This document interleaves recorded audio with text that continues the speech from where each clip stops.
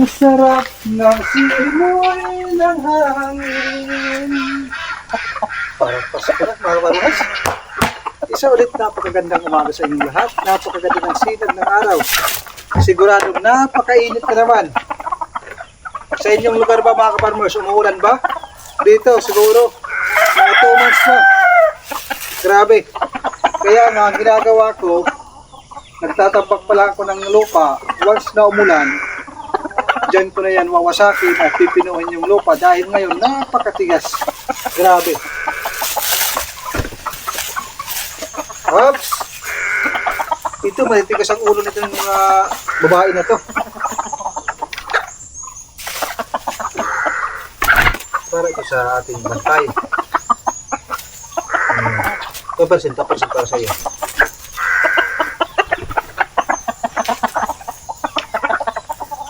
Kakain muna tayo sa ating mga bantay. Malalaki na, di ba? Wala pang 1 year yan. Oops. Labasin ko muna ito bago ako nagbigay ng pagkain dito. Mamaya. Labas muna dahil ang purpose ko dito dalawa, makatulong doon sa paglinis sa puno ng kawayan. Manok ang ating gagamitin sa paglinis ng puno ng kawayan. Paano? Papakita ko sa inyo. Ngayon, ibibigay natin.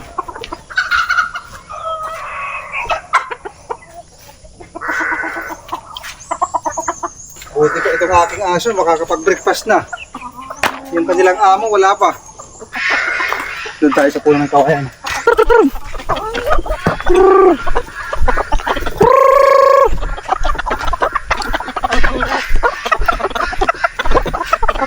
Napansin ko, mga kaparmers, mas masipag maghanap ng pagkain yung Bengala kaysa sa native na manok. Always yan. Nako, patay tayo dyan. English na naman. Doon tayo sa Tagalog. Palagi yan, mga kaparmers, nawawala yung mga Bengala dahil nakikita ko na nandito sa mga tabi-tabi naguhukay o nagkakaskas katulad dito. Nauna na sa puno ng kawayan. Ayan, no? So ngayon, dahil medyo mauling pa dito, sila yung magtatrabaho para sa atin. Para katulad nito, hindi na mauling. Kahapon mauling ito. Ngayon, linagyan natin ng pagkain dito. Ayan, sa kakaskas nila, nawala yung uling. Bigas yung ating gagamitin para hanapin nila yung mga pagkain o itong bigas na isasaboy natin dito sa paligid ng kawayan.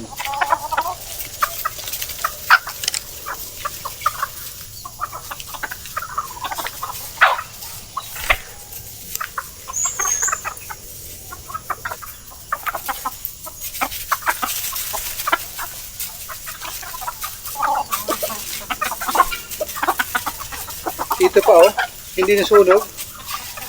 Dito mamaya tatambakan natin ng kawayan. Dito ayos na.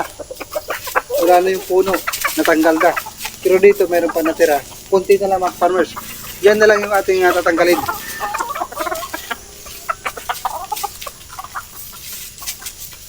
Malilinis yan, mga farmers. Saka yung mga damo na natira, hindi yan tutubo dahil sa pagkaskas ng manok. Maganda yung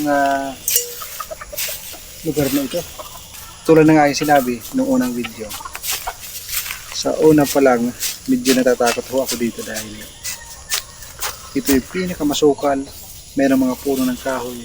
Pero, ayun nga, lumipas ang panahon, dahan-dahan na na-develop, malinis na. So, parang wala na. Yan, dito sila. Kasi yung iba ayaw pumunta dito. Sanay sila na doon pinapakain. Lalo na yung mga sisiyo, mga panamers. Wala na.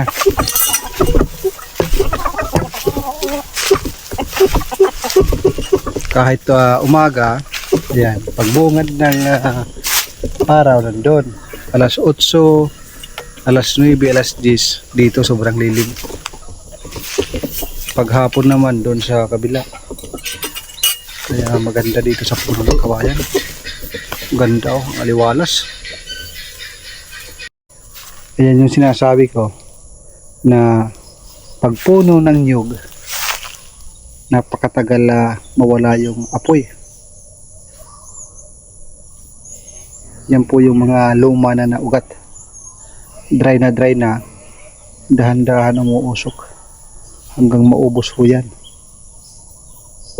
Kaya pag nakikita ng mga dumadaan, parang palaging may tao dito dahil palaging mayroong pausok.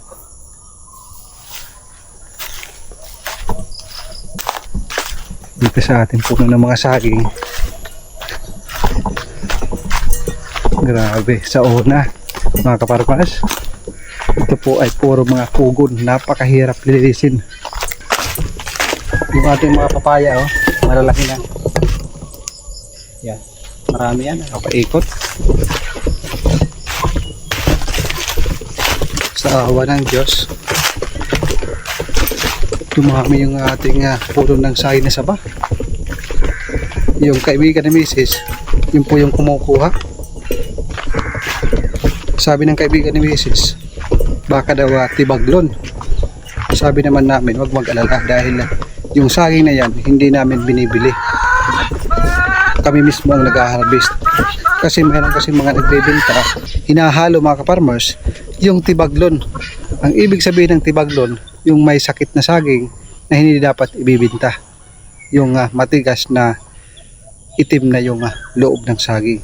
So yung iba, kahit tibaglon, hinahalo doon sa mga uki pa na saging para makarami sila ng benta. Pero yan po ay pangdaraya. Sabi ng bumibili sa amin, naka-experience na sila ng ganyan, kaya maraming customer nagreklamo na yung binta nila tibaglon. Yun ang sabi namin ni Mrs. na wag mag-alala dahil kami mismo ang nag-harvest niyan at tanim namin yan. Hindi namin binibili sa ibang mayroong saging, kasi yung iba binibili sa ibang may mga puno ng saging. Maganda na yung presyo na yung mga ka-farmers, 25 pesos ang bawat kilo. Ibinibinta naman nila ng 40 ang bawat kilo. Ang laki ng tubo nila. Hindi sila nagtanim, no? Pero mas malaki ata yung tubo nila kasi tayo ang nagpagod. Tayo ang nagbayad sa tao para makapagtanim ng maraming saba. Pero sila wala silang ginawa, binili lang sa atin, parang buy and sell. Din ibibenta nila. Yun nga lang, nagre-renta sila ng pisto doon. So kanya-kanyang diskarte sa buhay mga ka-farmers para kumita at makatustos sa bawat gastusin ng ating pamilya.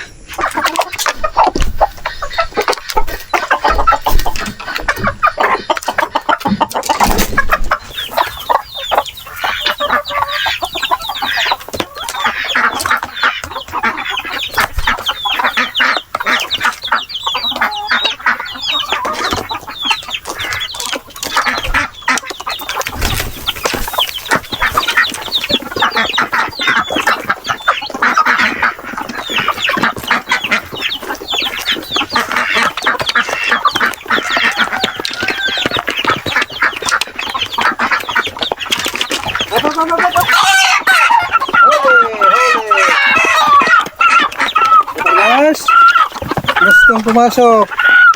Anong maganda ditong luto? Adobo sa gata? Pwede rin.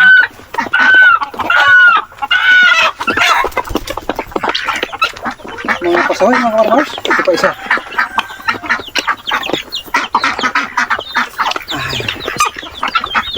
Ito parang malaking tingnan pero maliit. Makapal yung balahibo.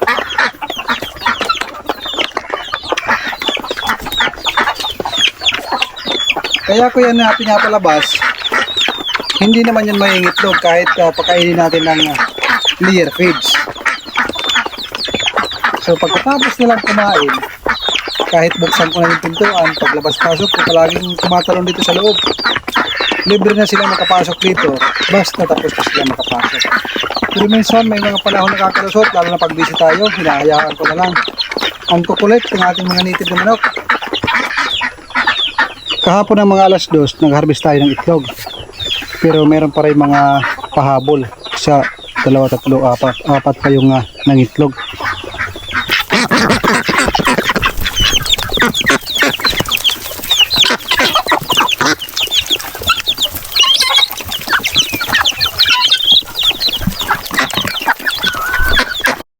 Tama na.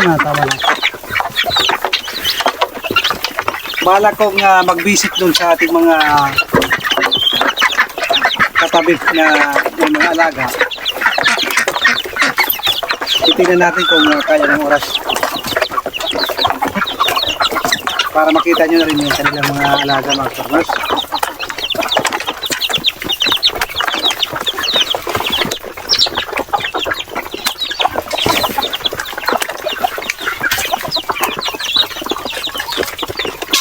Yung ating mga Peking duck siguro nasa 3 kilo na.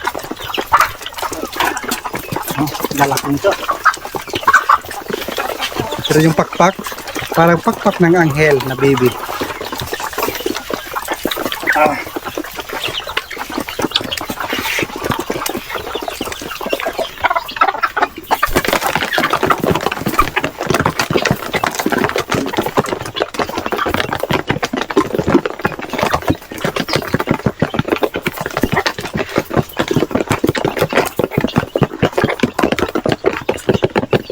Naghati-hati yung mga grupo.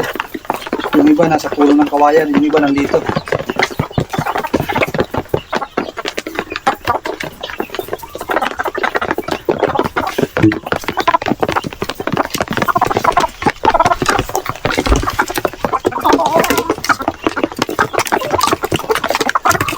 Kumusta na kaya yung ating mga naglilimlim?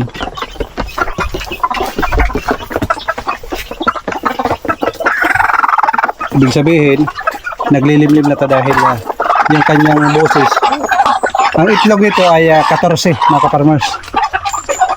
Ito naman, medyo marami-rami din yung itlog nito. Sa kabila, itlog ng mga bingala. Yan po yung lilimliman ng isa nating inahin.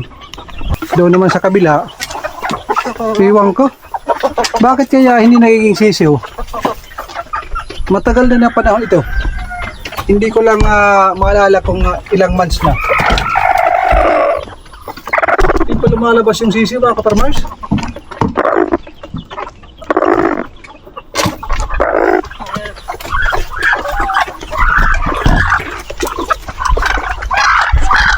Pagkatapos niyang kumain, bumalik na sa kanyang pugad. Ito yung isa na naglilimlim. Ayan, nabalik din yun. Ng kanyang tuka bago umakyat. Umakyat na yan.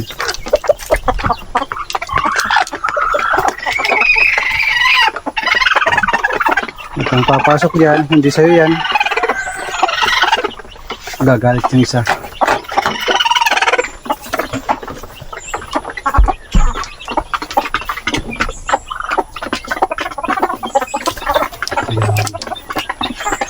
Marunong sila mga farmers kung saan yung itlog nila. Hindi sila nagkakapalitan.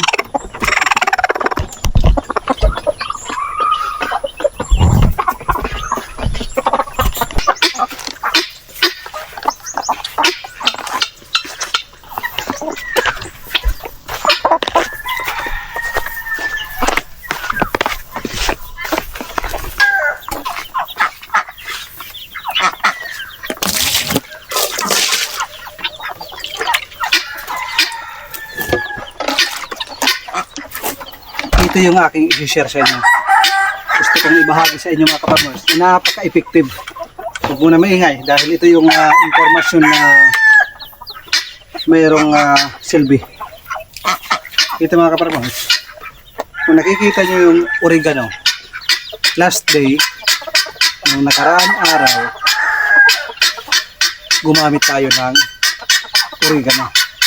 Itong painuman natin ng mga alagang manok, alagang Muscovy duck, napakabaho nito. Hindi ko alam kung paano lilinisin. Kahit sabunin, nandiyan pa rin yung amoy. Katulad din nito, lalo na ito, painuman natin ng Peking duck. Simple lang. Kumuha ng dahon ng saging.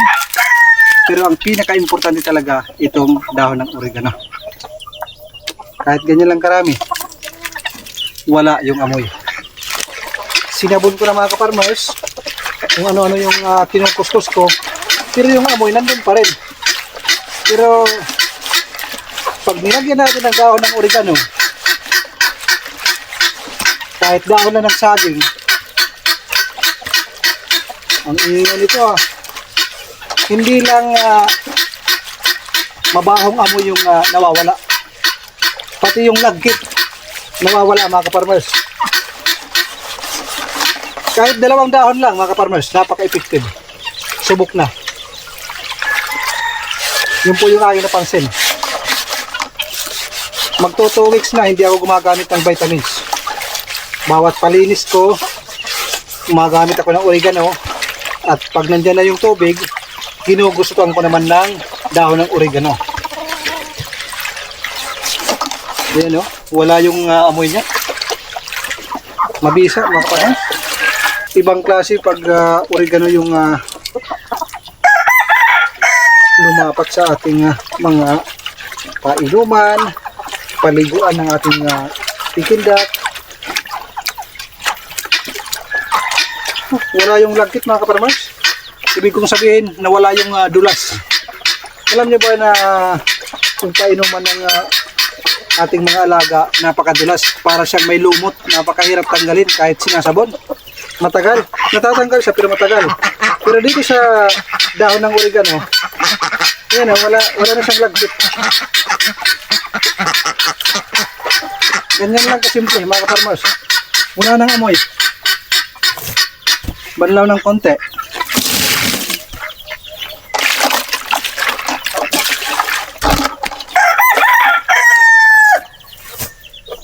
See?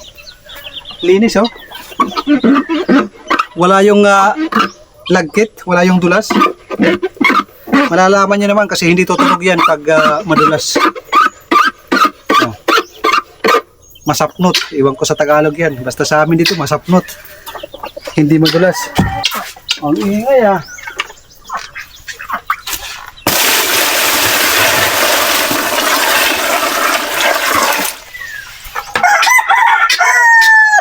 Para sa paliguan. Ito para sa pag-inom nila. Pero sama-sama na yun eh. Kung saan sila naliligo, doon na rin sila umiinom.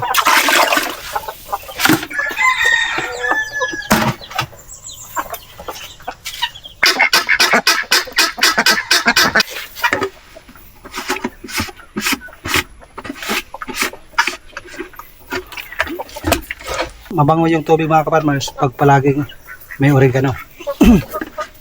Kahit 2 dahon lang, ayos na. Hanggang magpalit ka, kahit 2 araw, 3 araw, hindi mabaho yung tubig. Pati yung lalagyan mga kaparmers, hindi bumabaho. Tapos nilang uminom. Hindi sila nakakaramdam ng pait. Maganda yan sa ating mga alaga. Makakatambal yan ng sipon at saka halak sa ating mga manok. Napakasarap ng simoy ng hangin mga kaparmers. Napunta ko dito sa gilid ng ilog. Oh, bakit may pukot? Hinarbis ata yung hindi pala pukot, yung mosquito net. Hinarbis ata yung kanilang may laman pa. Umaalog. Kumakalansin yung tubig. Maraming isda yan mga kaparmers. Tilapia at saka mga native na hito at saka haluan. Ito yung ating alaga mga kaparmers. Buti na pasyal ako dito. Iwan ko lang yung aking mga taga-alaga ko nandito sa aking mga baka. Sa mga hindi pa nakakaalam, marami ho tayong baka. Ayan o. Mayroong pick up dun sa unahan. Napakaraming baka ngayon. Nung unang araw, dun tayo nagpunta sa kabila. Ngayon naman dito. Ayun, hindi yun sa akin. Ito akin to. Matataba yun na ating alaga.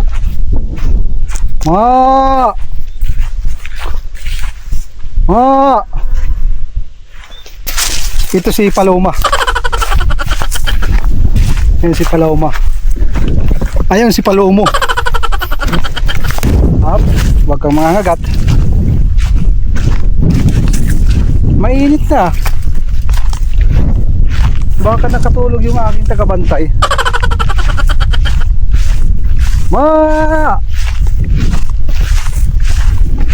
Ito pangalawang paloma. Pangatlong paloma. Yan yung mga pangalan nila. Uy, may magandang dry food dito. Hindi kagandahan. Talian ng baka. Baka magalit yung aking tagabantay pag kinuha ko yan. Naibibinta pa yan mga kaparmers, yung mga dry food. Baka hindi nyo alam. Ano, mainit na? Ang kagandahan sa baka, mas matibay yan kaysa sa kalabaw. Yung kalabaw, ganito kainit, ihingalin na yan. Pag nasobrahan ng init, hindi kakain hanggang pumayat yung kalabaw. Ang resulta, kakatayin. Yung iba binibinta. Pag nabilad, lalo na pag maghapon, matapang to. Pero since tayo naman ay may-ari, hindi yan nanunawag, di ba? Aking mga tagabantay, wala pa dito mga kaparmas. Iwan ko kung nasaan. Iwan muna natin. Puntahan natin yung iba doon.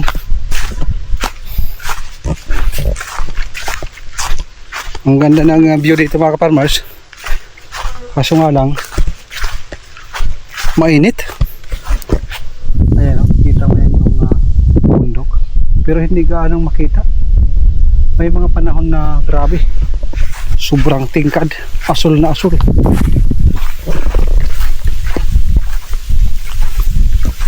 May pugad o. Nasa gitna. Parang nandito yung tagapastol ko ha. Naririnig ko. Nandito ang aking mga baka. Buti, naabutan ko ang aking baka. Dito si Mano Junilo. Bago anakan?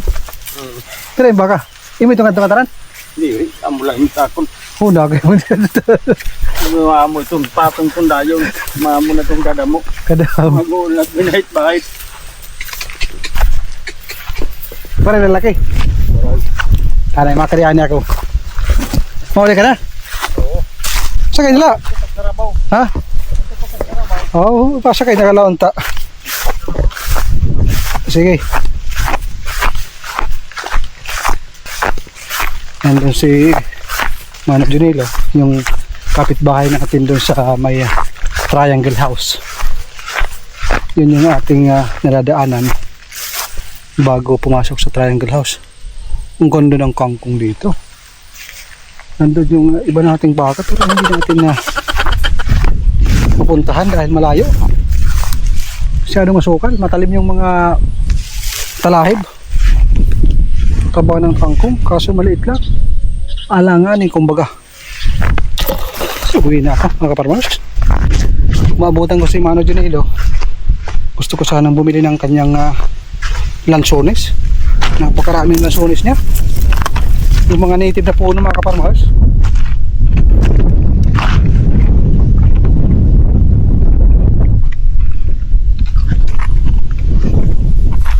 Dito sa gilid ng ilog, minsan nakikita natin na maraming uwak. May dalawang bata dun. Parang nangyahuli ng isda. Hayaan na natin dahil si Mrs. baka mapagalitan tayo. Mag-o-open pa ako ng flower shop. Exactly alas 9. Kailangan makapag-open. Wala akong dalang relo. Yung araw, tinitingnan ko lang yan. Gaano kainit. Gaano kataas yung araw. Dito naman yung paraiso nila, uncle. Kapatid ng papa ng asawa ko. Andito yung kanilang mga alaga. May bahay sila dito. Ang kagandahan, mayroong mga kahoy na naga nakapaikot mga farmers. Kita nyo naman, napakagandang magtagay dito. Kunwari, bakasyon. Kahit dito ayos na, hindi na kailangan ng mga resort na maganda. Ito, tapos mayroong ilog. Punta ka doon, maligo. Tapos dito tagay. Panalo na, di ba? Meron pa tayong sobra na pagkain doon sa binigay natin na bigas. Bigyan natin. Yan po yung kanilang mga alaga dito mga kaparmers. Mga pinsan nila misis. Oh. At yung asong maliit, oh.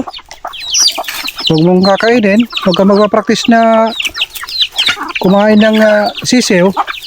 Mapapaaga ang pagkaano mo. Retire.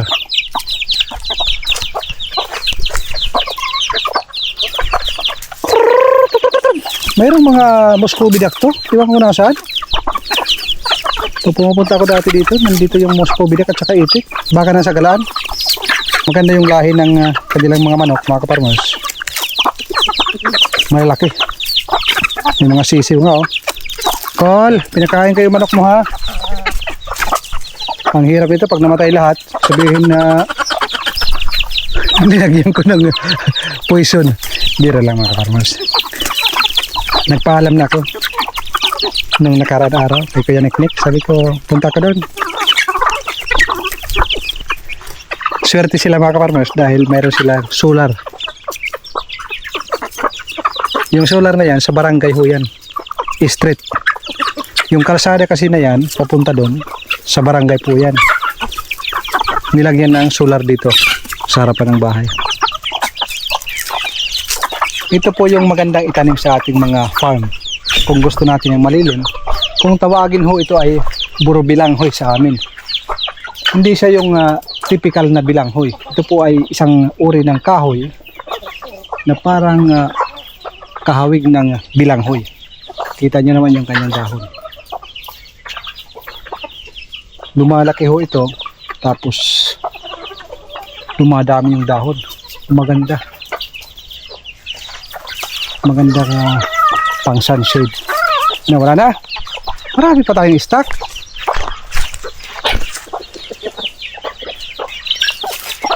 Oh, kain.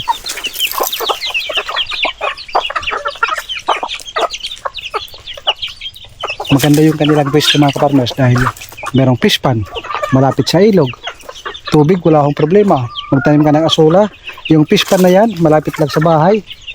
Yung ilalim yan, pag inuhukay, merong automatic na lumalabas na tubig. Parang nasa ilalim ng buhangin. Buhangin ho ito, mga kapartners. Diyan sa fish pan na yan, hindi yung putik. Automatic lumalabas at napakalamig. Malinis na tubig, mga kapartners. So hindi na kailangan maghukay ng malalim para magkaroon ng supply ng tubig. Tsukay, tsukay! Ang cute ng tuta. Anak ng tuta, ang cute. Patak-patak mo. Uwi na nga ako. Mag-open pa ako ng flower shop.